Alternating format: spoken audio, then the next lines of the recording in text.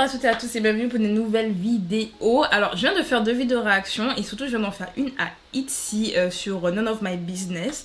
Et c'est vrai qu'en parlant de Itzy, en regardant leurs vidéos, ça m'a fait penser à la nouvelle émission de JYP qui est sortie là il y a pas longtemps et qui est en cours, A2K. Je pense que vous avez peut-être déjà entendu parler de cette émission là. J'admets que perso j'avais hâte que ça sorte, j'avais hâte de voir ce qu'il en était de ce concept là. Parce qu'en fait JYP il en avait parlé il y a combien de temps?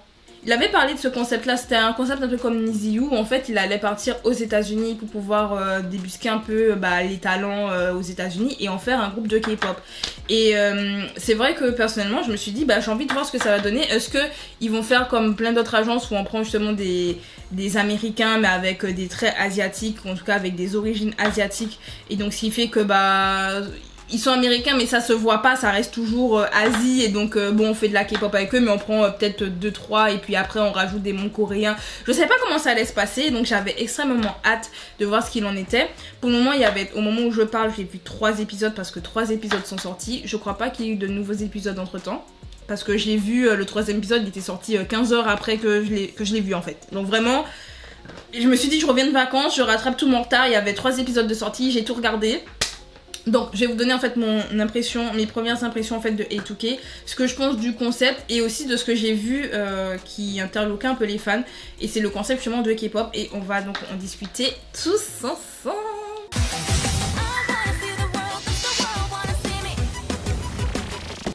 Bref, donc comme je l'ai dit, A2K, le principe c'est tout simplement JYP qui fait comme le Nizi Project, où il était parti au Japon, qu'il a fait auditionner plusieurs filles, et ensuite les filles sélectionnées sont parties dans un camp d'entraînement après en Corée du Sud pour pouvoir former le groupe Niziu, donc qui est un groupe japonais. Donc ce groupe n'a pas pour effet d'être sur le marché coréen, c'est un groupe qui a été fait pour le Japon. C'est pour ça qu'il a choisi justement des membres japonaises, il a choisi parmi les meilleurs, les entraîner comme il fait avec JYP, sauf qu'il a créé son propre groupe japonais qui en plus, et on l'a vu au début de A2K, non c'est pas A2K, je crois que c'est dans le début de Nizi Project saison 2, qui est avec des gars, parce qu'il y a également un autre télé-réalité avec JYP. C'était pas sous-titré quand c'est sorti, donc je l'ai pas encore vu. Il y a 20 épisodes mais il était pas sous-titré, je sais pas s'il a été sous-titré entre temps, j'attends. Là moi je suis là, j'attends. Je veux voir s'il y a des sous-titres et tout, parce que ça m'intéresse de regarder la version masculine de Nizi Project, mais bon, peu importe. Mais en tout cas, on a remarqué que Niziu, elles ont eu un bon succès au Japon. Franchement, moi j'aime beaucoup Niziu, on va pas se mytho. C'est un groupe de J-pop que j'aime bien, franchement. JYP il a bien fait son truc, parce qu'en plus on s'attache forcément aux filles en voyant la télé-réalité, donc quand on les voit débuter, on est content. Donc là il reprend un peu le même concept que le Nizi Project, sauf qu'il le fait aux États-Unis. Donc il part dans plusieurs états américains où il va auditionner quelques filles. Les filles qu'il va sélectionner, il va d'ailleurs leur donner le même collier que dans Nizi Project. C'est exactement le même collier, où en fait dans ce collier là ça représente toutes les compétences en fait qu'une idol doit avoir, en tout cas à JYP. Et donc il y aura la compétence danse, il y aura la compétence chant, il y aura bien sûr aussi la personnalité, parce que ça aussi ça compte. Et puis je sais plus c'est quoi la dernière, parce qu'il y a 4. Je crois qu'il y a 4, il n'y en a pas 3. Je sais plus combien de pierres qu'il faut mettre, mais il y a un certain nombre de pierres que les filles doivent en fait récupérer lors de missions, que c'est JYP en fait qui leur donne, et dès qu'elles ont le collier complet, en fait elles débutent. Donc en fait une fois qu'il les récupère lors de l'audition, il dit ok toi je te prends, il leur donne le collier, et une fois qu'elles ont le collier, elles vont partir à Los Angeles, où pendant une semaine en fait il va les auditionner, ou en tout cas il va les mettre à l'épreuve, il va leur donner plusieurs épreuves à faire en chant et en danse, pour voir parmi lesquelles quelle fille en fait va pouvoir être sélectionnée et partir en Corée du Sud pour s'entraîner et en fait avoir la chance de débuter dans un groupe de K-pop. Le principe aussi c'est que ce sera un groupe qui sera associé à un label américain, donc ce sera sous JYP mais avec un autre label qui sera Republic Records. À savoir Republic Records c'est quand même l'agence de Ariana Grande, The Weeknd, enfin je sais pas s'ils sont toujours dans cette agence là, mais c'est quand même une agence qui a quand même eu des gros noms. Je sais que Jessie J, d'ailleurs je viens de voir la vidéo de Stevie de Music Feelings, Jessie J avait signé chez Republic Records, et je sais qu'il y a plein d'artistes qui ont signé chez Republic Records. Je mettrai le nom au pire des grandes stars américaines qui ont signé cette agence, donc sous ce label. Bon, donc on peut s'attendre justement à quand même être sous un gros label comme ça, avoir une bonne promotion. Franchement, moi je m'attends à avoir une excellente promotion, à avoir les moyens pour le groupe.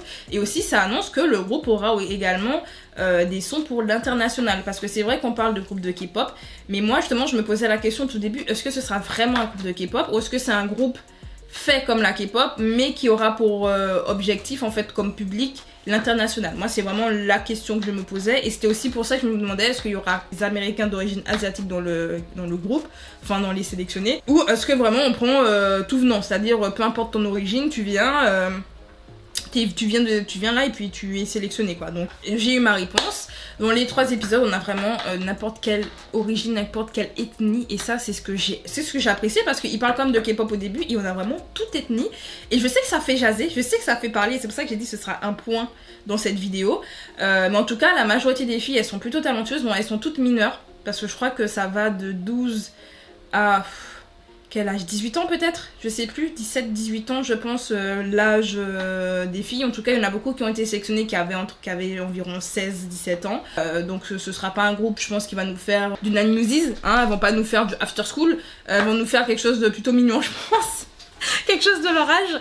Mais à moins que, parce que A2K je pense que c'est sorti il y a 1 an, 2 ans, donc entre temps elles auraient grandi, elles seraient majeures, allons-nous, je sais pas, on verra bien, bon bref.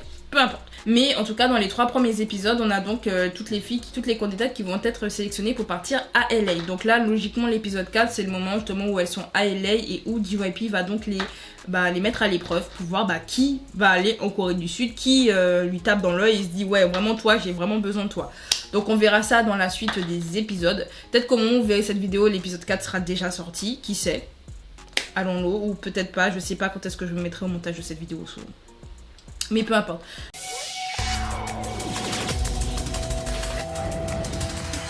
Donc personnellement, comme j'ai dit, j'apprécie le fait justement qu'on ait différentes ethnies, ça change. Franchement ça change et je trouve que c'est entre guillemets audacieux même si c'est pas nouveau. On a par exemple Black Swan où dans Black Swan là actuellement il n'y a aucunement coréenne par exemple dans Black Swan ou qui a des origines coréennes. Vu que Fatou elle est belge avec une origine, je crois elle est sénégalaise si je dis pas de bêtises, hein, je peux me tromper. Il y a une des membres elle est brésilienne et je crois qu'en plus elle a des origines je crois japonaises comme Leia, mais c'est pas Leia. Je sais plus comment elle s'appelle parce que Leia aussi a quitté le groupe. On a Sria, une indienne, donc origine asiatique. Ah, attention, vu que l'Inde est en Asie, donc on a bel et bien une asiatique dans le groupe, mais elle est indienne, donc c'est vrai que ça change. Et Envy, j'ai oublié son nom. J'ai oublié son nom, je l'aime trop. En plus, je la suis sur Insta, wesh. J'ai oublié son nom. Bon, bref. Mais elle est américaine, je crois. Je crois qu'elle est américaine. Donc, vraiment, la majorité des membres, mais genre américaine métisse, genre américaine noire. Bon, noir clair, mais américaine noire. Donc, ça change. On va pas se mentir, ça change justement de voir un groupe avec. Il n'y a aucun coréen. Aucun japonais, aucun chinois, aucun membre. Enfin, vraiment, là, c'est un groupe qui est complètement composé de membres étrangers. Et donc, c'est vrai que ça se fait comme de plus en plus. On a souvent de plus en plus des membres qui sortent un peu de l'ordinaire, qui ne sont plus forcément d'origine japonaise, coréenne, chinoise. On commence à avoir des membres qui viennent d'Indonésie, comme dans le groupe Secret Number. Il y a un groupe aussi, j'ai réagi il y a pas longtemps, Zodiac. Dans le groupe Zodiac, je crois qu'il y a un membre qui vient d'Indonésie également. Par exemple, à Pilus, on a une membre qui vient des Philippines. Donc c'est quelque chose... Enfin, on commence de plus en plus en fait à sortir un peu en termes de nationalité. On a de plus en plus de nationalités différentes.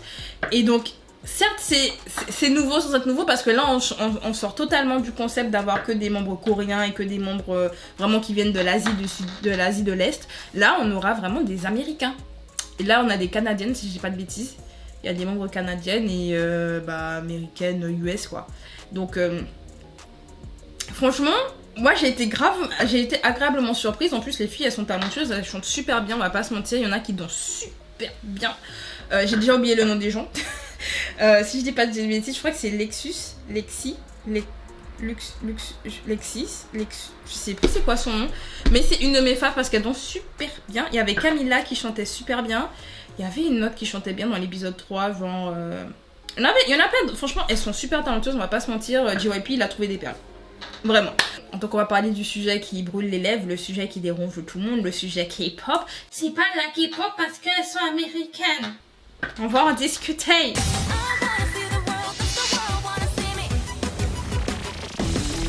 Alors il y en a beaucoup qui disent justement la K-pop normalement c'est Korean pop, donc ce sont en fait des sons pop coréennes. À la base le terme K-pop c'est ça, c'est de la pop coréenne, donc des sons pop en coréen. Voilà. Et justement, c'est fait pour des auditeurs coréens, donc c'est pour ça souvent que musicalement, ça va s'inspirer de musique américaine, hein, ça va s'inspirer de genres américains tels que le jazz, le R&B, le hip-hop, voilà. Mais ils vont le transformer pour justement un public coréen parce que c'est pas le style de musique qu'ils écoutent forcément chez eux de base. Donc ils vont le refaire à leur sauce, et ça c'est ce qui fait que c'est la K-pop, sauf qu'ils chantent aussi en coréen avec des paroles qui sont un peu plus conservateurs que ce qu'on a par exemple aux États-Unis où c'est un peu plus sensuel, un peu plus... Voilà. Et c'est vrai que la K-pop, au fur et à mesure des années, on a commencé à avoir des membres étrangers, mais des membres étrangers qui viennent de l'Asie de l'Est. Et le truc, c'est que quand il y a eu ces membres étrangers de l'Asie de l'Est, personne ne s'est dit, c'est pas de la K-pop. Je sais pas si vous voyez ce que je veux dire. Il y a très peu de personnes qui sont venues dire, ah non, mais il y a des membres thaïlandais, c'est pas de la K-pop, ils sont pas coréens.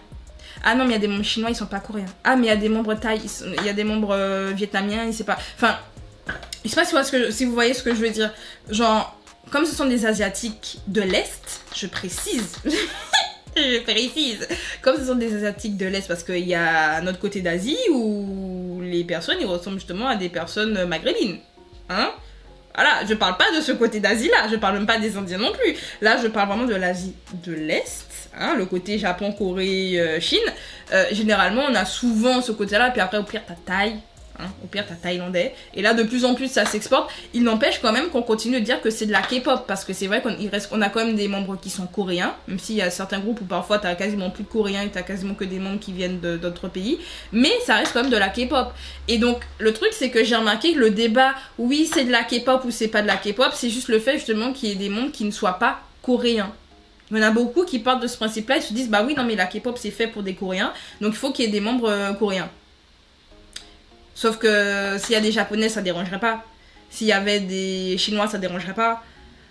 Quand je dis ça dérangerait pas, je parle vraiment du grand public. Hein. Je parle pas en Corée, ça ce sera une autre histoire parce que bon, on connaît l'histoire de la Corée par exemple avec la Chine, le Japon. On sait que justement les membres étrangers, souvent eux, ils ont des problèmes avec parfois les fans coréens parce que y a un passif entre ces pays-là et donc ça se comprend. Voilà, ça se comprend, le passif qu'il y a entre ces pays-là, et je dis passif, c'est encore d'actualité. Aujourd'hui d'ailleurs, ça s'empire, on va dire, surtout du côté de la Chine par exemple, où là maintenant il y a beaucoup d'agences qui ne veulent même plus prendre des trainees, ou en tout cas de prendre des idoles chinoises. On est à ce stade-là parce que la Chine bloque les activités en fait, tout simplement. Donc, c'est vrai qu'on a déjà entre guillemets des problèmes avec les membres étrangers, mais ça c'est une histoire, ça c'est dû à l'histoire entre la Corée et ces pays-là, mais qu'il y ait des membres par exemple français, imaginons, je crois pas qu'ils aient de problème avec la France, genre ça, je pense pas que ça dérangerait, et j'ai envie de prendre un autre exemple parce que j'essaie vraiment de parler de en Corée ce qui peut être accepté, ce qui ne peut pas l'être. Je vais parler par exemple de Lana. Qui se rappelle de Lana? J'adore son Take a Wheel. Franchement, je l'écoute encore. Hein. Hier soir encore, j'écoutais Take a Wheel. Let my body take a wheel. Toutoulou, toutoulou, tout. Genre, elle fait de la K-pop, Lana. Mais on l'a traitée de Coréabou parce qu'elle est russe. Et que comme elle est russe, elle peut pas faire de K-pop. Ça n'a pas de sens. Elle a été entraînée dans une agence coréenne. Elle chante en coréen. Parce qu'elle sait même pas, elle chante en anglais. Attention, hein. Lana, elle chante en coréen. Donc elle est sous un label coréen, mais il y en a qui disent que c'est pas de la K-pop et que c'est une Coréabou. Alors que c'est juste, elle a eu un rêve, elle voulait chanter de la K-pop, elle voulait être connue, et elle a pas fait que ça parce qu'elle est partie en Chine. Elle avait fait comment ça s'appelait, Chang 2020. Je crois que c'était Chang 2020, où dedans justement elle allait dans une émission de survie chinoise parce qu'elle a aussi fait ses débuts en Chine. C'est juste une personne qui veut débuter, c'est pas histoire qu'elle est Coréabou, elle allait en Chine. Pour vous dire, tellement elle a vu les gens, ils ont pas arrêté de dire du caca sur elle. Elle est partie en Chine. Bien sûr, avant de sortir d'ailleurs un son pour pouvoir distraire sur les fans. D'ailleurs, ça j'aime bien. Enfin, les fans, les anti-fans. Ah, j'ai adoré. Ah, franchement, son rap là en mode, vous m'appelez Coréabou? Ah bon? Et Lana. What did you say? Coréabou? Oh, sorry, I don't even listen to you. Ma queen. Bref. Lana, par exemple, elle n'a pas été acceptée par les fans internationaux. Par contre, les Coréens, ils n'ont rien dit. Il y avait également le groupe qui venait de l'émission... il y avait une émission qui avait été faite avec des fans de K-pop qui venaient de partout dans le monde. Et ils avaient fait un groupe à la fin, ça s'appelait les UHSN. Je crois que c'était les UHSN. Je saigne leur chanson Pop Cycle. J'adore ce chant. Et depuis la sortie de ce son, moi je l'adore. Et les Coréens, eux, ils adorent. Franchement, eux, Honnêtement, les Coréens, ils adoraient. T'allais sous les commentaires du MV, les seules personnes qui étaient aigries, c'était les fans internationaux. Vraiment. Les Coréens, ils étaient contents, ils se disaient, oh, ils trouvent ça bien parce qu'en fait, de leur point de vue, ce sont justement les étrangers qui aiment leur culture et qui, justement, ils vont pas voir ça par exemple comme de l'appropriation culturelle, au contraire, ils vont prendre ça comme de l'appréciation culturelle et ils apprécient justement de les voir chanter dans leur langue et en plus de chanter assez bien, de faire des chansons qui sont bien parce qu'elles ont fait un son typique K-pop. Elles ont été entraînées telles que des idoles de K-pop, elles ont chanté en coréen, donc c'est de la K-pop. Mais à des gens, ils vont te dire non, c'est pas de la K-pop parce qu'elles sont étrangères, parce que justement t'as des membres qui sont, je crois il y avait une suédoise, il y avait une égyptienne, il y avait une quoi déjà, bon il y avait une japonaise Yeri, mais bon elle est, voilà, elle est japonaise, ça passe un peu mieux ça. Je sais plus, je crois il y avait une taille, je sais plus, je me rappelle plus, mais il y avait vraiment plusieurs nationalités, et mais ça non plus c'est pas passé hein. Les fans internationaux ils ont dit non, ils sont pas asiatiques, ça passe pas. Sauf que la K-pop, à la base, pour moi, en termes de termes, à la base, la K-pop, c'est de la musique pop faite pour les Coréens. Donc, ils vont chanter. Donc, les artistes, en fait, chantent en coréen. Et je pars du principe que tant que c'est de la pop, justement, qui a été faite pour les Coréens et que les personnes chantent en coréen et qu'en plus, moi, je rajoute ça, le côté du, c'est des personnes qui ont été entraînées en Corée, qui ont été entraînées par une agence coréenne. C'est pas que ça a été, ils ont été entraînés aux États-Unis, en France, et puis ils se sont dit, c'est bon, on fait de la musique K-pop. Non, ce sont des personnes là, c'est JYP. C'est JYP lui-même. Donc, de l'agence JYP.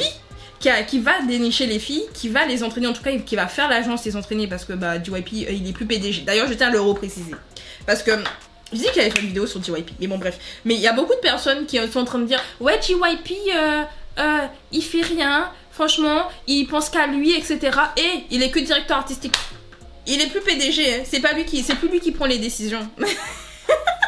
C'est plus lui officiellement qui prend les décisions. Il y a quelqu'un à sa place, il y a quelqu'un d'autre de PDG et c'est sur lui qu'on tape. Il a ses torts, hein. JYP il a ses torts, on va pas se mytho, il a dit des trucs qui sont limites, on est d'accord. Il n'empêche que c'est plus lui le PDG, donc on tape plus JYP pour ça.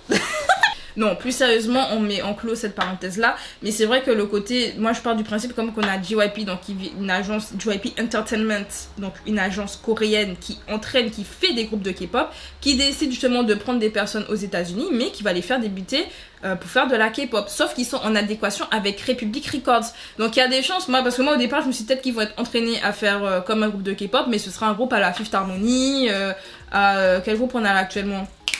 Boys World, pour ceux et celles qui connaissent Boys World par exemple, ou comme qu'on a actuellement en Angleterre, on a Flow, enfin voilà, on a des girls band ou Little Mix, voilà, ça peut être un groupe un peu dans cette sauce là, genre on fait un girl band, mais on l'a fait à la sauce K-pop, mais on peut la faire pour les occidentaux, genre on aura notre groupe K-pop à nous par exemple, mais en même temps ce sera peut-être à destination des Coréens, je sais pas comment il va se débrouiller sur ça, mais je pars du principe que si ce groupe là est entraîné par JYP, elles seront entraînées en danse, en chant, qu'elles vont sortir un son coréen, c'est de la K-pop.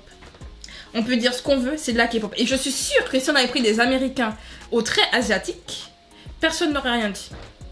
On aurait été en mode, ouais, bon, d'accord, personne n'aurait rien dit. Moi, vraiment, j'ai l'impression que le problème, ce qui pose le plus problème, peut-être que pour vous, c'est pas le cas, et pour vous, c'est juste le fait que vous partez du principe que vous, la K-pop, c'est vraiment que des Coréens qui chantent, et que moi, je pars du principe que si vous dites ça, c'est qu'il y a beaucoup de groupes de K-pop aujourd'hui qui ne font pas de K-pop, parce qu'on a des membres, japonais, chinois, thaï, mais voilà, c'est que vous partez du principe que même eux, ils font pas de la K-pop, hein. Moi, je pars de ce principe-là. Parce que si on vient dire oui, non, mais pour que ce soit un groupe K-pop, il faut qu'il y ait des Coréens. Peut-être qu'il y en a qui disent qu'il faut qu'il y ait un Coréen et c'est de la K-pop, je sais pas. Je sais pas comment vous voyez les choses, mais c'est vrai que personnellement, je comprends pas le débat. Je comprends pas ce débat-là, parce que là, on part quand même d'une agence coréenne qui fait de la K-pop et qui fait également de la J-pop, hein, mais on part d'une agence de base qui a pour public des Coréens, qui entraîne ces artistes à la méthode coréenne, donc à la méthode K-pop, pour les mettre sur le marché K-pop, des artistes qui chantent en coréen, mais là, parce qu'ils viennent des États-Unis, non. Alors que, et je vais prendre un contre-exemple, Je vais prendre les EXJ. Moi, pendant longtemps, je partais du principe que EXJ était un groupe de K-pop, ou en tout cas un groupe qu'on pouvait considérer comme K-pop, parce qu'elles avaient été entraînées en fait en Corée du Sud. C'est un groupe qui a été entraîné en fait par un... D'ailleurs, je crois leur producteur est coréen, si je dis pas de bêtises. Je crois que c'est une association entre la Corée et le Japon. Et en fait, moi, à la base, je pensais même qu'elle venait de la YG, parce qu'il y avait des photos comme quoi elle sortait de l'agence de la YG, et je pensais que c'était un groupe de la YG. Et donc, moi, je partais du principe que si le groupe a été entraîné par la YG, bah, elle pouvait faire de la K-pop, sauf que EXJ, la différence, c'est qu'elle chante en anglais. Donc EXJ, c'est pas un groupe de K-pop. Et elles le disent, hein, EXJ n'est pas un groupe K-pop, hein. Pour toutes les personnes qui se posent la question, qui les mettent dans les récapitulatifs K-pop, EXJ, c'est vraiment, vous allez chercher, hein, parce que moi, je suis allée chercher aussi après, quand quelqu'un m'a dit non, elles sont pas à la YG et tout. Et j'ai essayé de chercher un peu autour de EXJ, et c'est pas un groupe de K-pop. Elles se considèrent pas comme un groupe de K-pop. Alors oui, elles se produisent sur les émissions telles que M Countdown, etc., mais comme elles sont asiatiques, je suis sûre que là ça passe pas. Enfin là ça passe. Il y en a qui vont me dire ouais mais elles ont été entraînées en Corée. Ben, là les filles vont être entraînées en Corée. Donc si on bug un peu à moi, on sait pas si EXJ c'est un groupe de K-pop ou pas, alors qu'elles chantent en anglais. Donc au final en fait elles leur public c'est l'international en plus logiquement. C'est un groupe japonais qui a pour objectif d'ailleurs l'international, donc la globalisation. Vraiment elles leur public c'est le global. Donc c'est même pas la K-pop, c'est pas les Coréens, c'est le global, logiquement leur public. Pourquoi elles, on va dire que c'est de la K-pop alors qu'elles ne chantent pas en coréen? Elles peuvent parler coréen, elles peuvent rapper en coréen, ça arrive, elles peuvent très bien rapper ou chanter en coréen. Mais de base leurs sons sont en anglais. Que là elles, imaginons le groupe de A2K là, elles font des sons en coréen. Vous allez dire qu'elles font pas de K-pop. Je sais pas si vous voyez où je veux en venir. Je sais pas si vous voyez où je veux en venir, mais c'est vrai que moi, dans ma logique, parce que je parle vraiment du logique et même des termes, si on part du principe que K-pop c'est Korean pop, donc c'est de la pop coréenne, donc pour moi cette pop coréenne c'est juste de la pop chantée en coréen, et pour un public coréen, bah si on continue de faire ça pour un public coréen, c'est limite le public coréen en fait qui doit parler et donner son avis. Moi le public international, enfin nous, notre avis de base, le public coréen ils sont fous, soyons honnêtes. D'ailleurs notre avis... Maintenant, comme la K-pop s'est internationalisée, maintenant notre avis compte. Mais à la base, notre avis, on s'en fout. Les agences n'ont rien à faire parce que leur public principal, leur public de niche, leur public de base, ce sont les Coréens. C'est pour ça que le public coréen est beaucoup plus écouté quand il y a un truc, il y a un problème, parce que c'est un des publics qui achète le plus. En fonction de qui achète le plus dans l'agence, là imaginons par exemple ATEEZ, ils ont un gros fandom international, forcément là ils vont beaucoup écouter les fans internationaux. Mais imaginons, il y a un problème en Chine justement avec un groupe, et justement les Chinois sont des gros acheteurs. Tu sais que les Chinois sont des gros acheteurs, tu vas faire en sorte justement de brosser dans le sens du poil les Chinois ou brosser dans le sens du poil les Japonais s'il y a un problème. Parce que justement, ça fait partie des types de publics qu'ils ont. Si par exemple ils font des sons en japonais et des sons en chinois, donc ils vont faire de la J-pop ou de la C-pop, bah forcément, l'agence va écouter ces personnes-là. Sauf que comme nous, c'est pas maintenant les groupes commencent à faire des sons en anglais, mais comme il n'y a pas vraiment de sons en anglais et que nous on n'est pas le public visé de base, les agences n'ont rien à faire. On n'existe pas. Donc, en partant de ce principe-là, les agences qui, eux, font de la musique pour les Coréens, tout ce qui va plutôt les intéresser, tout ce qui va les intéresser, en fait, ce sera le public coréen. Et moi, j'aimerais savoir, qu'est-ce que le public coréen en pense? Est-ce que le public coréen, il est pour? Est-ce que le public coréen, il est contre? Parce que, pour moi, c'est le public visé. Et encore, là, actuellement, c'est un public scindé en deux, parce qu'il y a Republic Records. Mais pour la partie K-pop, moi, je veux pas parler pour la partie pop, parce que je pense qu'il y aura peut-être une partie plus pop pour l'international et une partie vraiment K-pop pour la Corée, je sais pas. Je sais pas encore comment ça va se passer, hein. Là c'est vraiment supposition, mais... Ah, mon nez me gratte. Mais moi je pars de ce principe-là que le public aussi concerné, c'est les Coréens. Si les Coréens, les UHSN, ça les avait pas dérangés, le groupe avec les étrangères, ça les a pas dérangés, que l'ANA ne les a pas dérangés, vous avez compris peut-être mon point de vue, mais c'est vrai que pour moi j'attends de voir ce que JYP a réellement prévu avec ce groupe là, parce qu'il a parlé de K-pop, mais est-ce que c'est pas un groupe pop mais juste formé en tant que K-pop? Est-ce que c'est un groupe qui a pour but justement comme vision de plaire aux Coréens? Est-ce que ça a pour mission de plaire à tout le monde? Est-ce que c'est comme pour NiziU? Parce que moi je le voyais comme NiziU, où en fait c'est un groupe, bon certes elles ont fait un son en coréen, c'était un son qu'elles avaient fait déjà en japonais qu'elles ont refait en coréen. Mais est-ce que ce sera comme NiziU qui a pour public les japonais? de base, parce que c'est un groupe japonais, c'est de la J-pop, Niziu. Et donc moi c'est vrai qu'A2K, je me suis dit, bah en fait ce sera un groupe formé comme de la K-pop, mais pour les Américains, peut-être. On ne sait pas. Moi je dis, avant de cracher justement sur le concept, voyons voir comment ça marche. Mais je pense vraiment que le public international va énormément boycotter, je pense. Je pense qu'il y en a plein qui vont dire, non mais c'est pas de la K-pop, donc j'écoute pas. Je pense malheureusement que peut-être qu'il y aura ce côté-là, I don't know. Moi perso, je laisse le bénéfice du doute à JYP. Il a son idée, voyons voir jusqu'où ça va. Et en tout cas, pour le moment, A2K, j'aime bien. C'est comme Nizi Project. Vraiment, si vous avez regardé Nizi Project, c'est exactement la même chose. Voilà. Juste version, vous comprenez ce qu'ils se disent. Si vous n'avez pas fait japonais, moi j'ai pas fait de japonais, donc je ne comprenais pas forcément ce qu'ils se disaient. Mais là, A2K, pas besoin de sous-titres. Je comprends. Il me dit oui, ça j'aime bien. Ça j'apprécie. Ah, ça j'apprécie. Bref, en tout cas, je vous laisse ici. Dites-moi ce que vous pensez du concept de l'émission en commentaire. Est-ce que pour vous, dites-moi ce que pour vous c'est quoi la K-pop. Dites-moi pour vous c'est quoi la K-pop. Peut-être qu'on n'est pas d'accord, hein. Peut-être vous allez dire non la K-pop c'est pas ça. Je suis sûre il y a des gens qui vont venir m'agresser en commentaire. Ils vont dire non mais la K-pop non il faut pas qu'il y ait d'étrangers et tout. Ah lolo. Mais moi je parle vraiment en mode ma vision. Comment je vois la K-pop. Donc dites-moi ce que vous pensez de ça en commentaire. Est-ce que vous avez regardé aussi les épisodes de A2K, qui est votre favorite? Je n'ai pas abordé non plus le thème du fait qu'on ait des mineurs encore qui sont sélectionnés. Ça je pense que je ferai peut-être un podcast dessus, I don't know. Et encore je sais pas parce que je trouve que Dreampop elle a fait une vidéo dessus qui est super intéressante. Je sais pas si j'en parle, ce sera vraiment mon avis en mode Soshi s'exprime. Hein. Donc à voir. À voir, peut-être que j'en parlerai si ça intéresse des personnes. En tout cas, moi je m'arrête là. Vraiment, moi je dis, avant de donner un avis sur le groupe qui n'est pas encore formé, attendons de voir ce qu'il en est. Bref, en tout cas, je vous laisse là. Moi je vais continuer ma petite vie. J'espère que vous irez bien. Prenez soin de vous. Pensez à liker aussi la vidéo si ça vous a plu. Pensez également à vous abonner pour les futures vidéos de la chaîne. Vu que je fais des vidéos réactions, je fais des fois des reviews à des émissions, je fais des let's play, je fais beaucoup de choses. Voilà. Je suis quelqu'un de... Vous savez, voilà, moi je suis pas quelqu'un qui se fixe sur qu'une chose, voilà. Bref, en tout cas, on se dit à bientôt pour de nouvelles vidéos. C'était Audrey, salut.